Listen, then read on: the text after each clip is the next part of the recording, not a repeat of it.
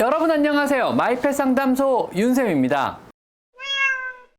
고양이용 사료와 모래는요, 언제부터 만들어지기 시작했을까요? 우리 한국에서 고양이가 실내로 완전히 들어와 정착한 지는 불과 20년 정도밖에 안 되는 것입니다. 실내에 잘 적응하게 해주시는 것이 환경의 변화에서 오는 행동학적 문제의 치료에 굉장히 중요한 문제가 되는 겁니다. 오늘은요, 실내에서 사는, 또 우리 주변에 흔히 보이는, 우리가 현재 함께 살고 있는 고양이에 대해서 한번 알아보는 시간을 가져보도록 하겠습니다. 실내 고양이, 인도어캣이죠? 정확히 우리가 키우는 고양이들은 인도어 온리, 즉 실내에서만 사는 고양이들을 말합니다. 그런 고양이가 실내로 들어와 또 실내에서 우리와 함께 살기 시작한 지는 과연 얼마나 됐을까요? 이 의문의 답변을 드리기 전에 먼저 이것부터 생각해보죠. 고양이가요, 실내에서 함께 생활을 하려면 과연 무엇이 필요할까요? 네, 맞습니다. 사료와 모래가 필요합니다. 사료와 모래가 없다면요, 고양이는 완전히 실내에서만의 생활은 불가능합니다. 즉, 인도어 앤 아웃도어 캣이 돼야겠죠? 그럼 고양이용 사료와 모래는요, 언제부터 만들어지기 시작했을까요? 캔 사료는 비교적 역사가 좀 오래됐으나 건사료의 개발은요, 익스트루전 공법이라는 방법이 사용되기 시작한 1950년도, 우리나라로 치면 6.25 전쟁 즈음에서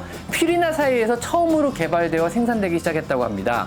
익스트루전 공법이란요, 현재까지 모든 반려동물의 사료에 제조되는 공법으로 사료의 원료를 한꺼번에 섞어서 약 섭씨 150도에 이르는 고온 고압으로 찌는 조리 과정을 거쳐 일정한 형태가 나오도록 미리 준비한 기계에 압력을 가하면서 급속하게 밀어넣어 좁은 구멍을 지나며 압축되어 부풀게 하는 제조 공법을 말합니다. 복잡하죠? 이 이후 열에 의해 파괴되기 쉬운 원료들인 비타민 B군이나 타우린, 지방산 등을 제조된 사료에 추가로 뿌려 첨가하는 방식이 사용되게 됩니다. 그럼 모래는 언제 개발됐을까요?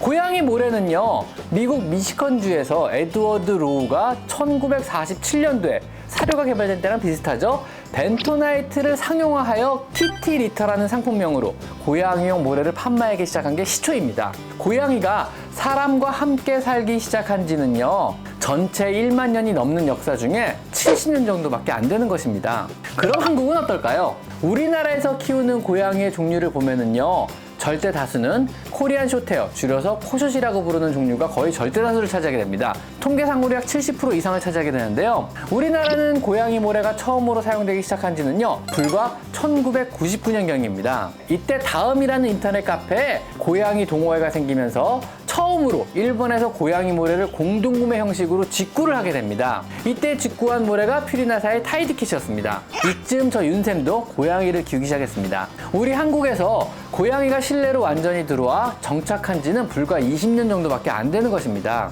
자, 여기서요, 실내 고양이의 여러 행동학적 문제들이 발생하기 시작합니다. 고양이의 모든 행동학적 문제는요, 밖에서 살던 고양이가 실내로 들어오기 시작하면서 아직 완벽하게 유전적으로 적응을 못하고요, 실외와 실내에서 생기는 환경학적 괴리감에 의해서 발생하는 것이 많다는 것입니다. 이 부분을 완전히 이해하지 못한다면요, 우리는 고양이에게 쾌적한 실내 환경을 만들어줄 수가 없습니다.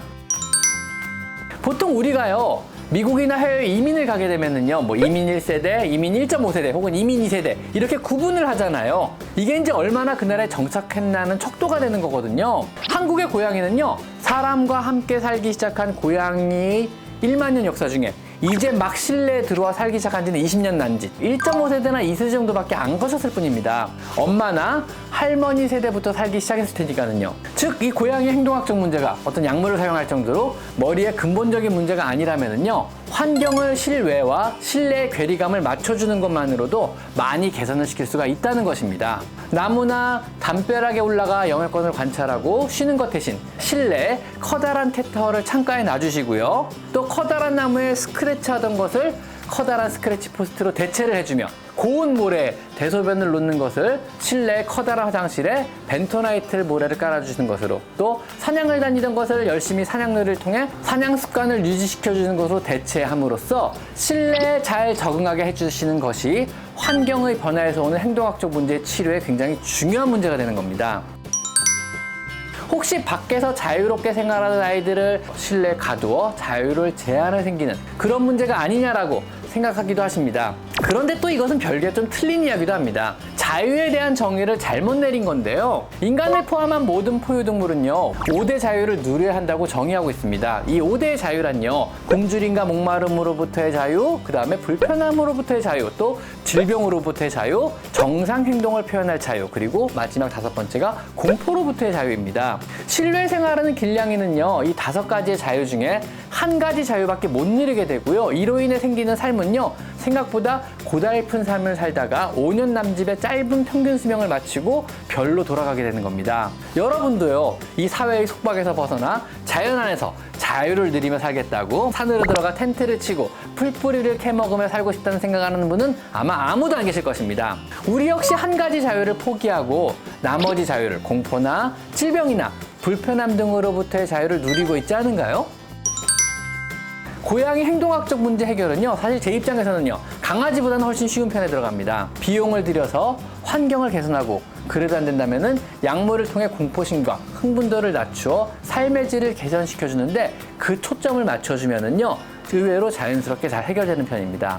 우리 모두는요, 무언가 한두 가지를 포기하고 대신 삶의 평안과 편리함을 얻습니다. 고양이 역시 인간과 실내에 들어와 살게 됨으로써 밖에서 자유를, 사실 겁 많은 고양이가 그걸 그렇게 원하진 않겠지만요, 뛰어다니는 삶을 포기하고 그 밖에 많은 자유를 얻게 되는 것입니다. 무엇이든 포기하는 게 있어야 얻는 것도 많아지는 거니까는요. 밖에서 누릴 다른 것들을요, 우리는 최대한 실내에서 대체하여 비슷하게 구현해 주는 것이 환경적으로 고양이에게 우리가 해줄 수 있는 최선의 배려라고, 또 고양이의 행동학적 여러 문제에 대한 가장 좋은 해결책이 되기도 하는 것입니다.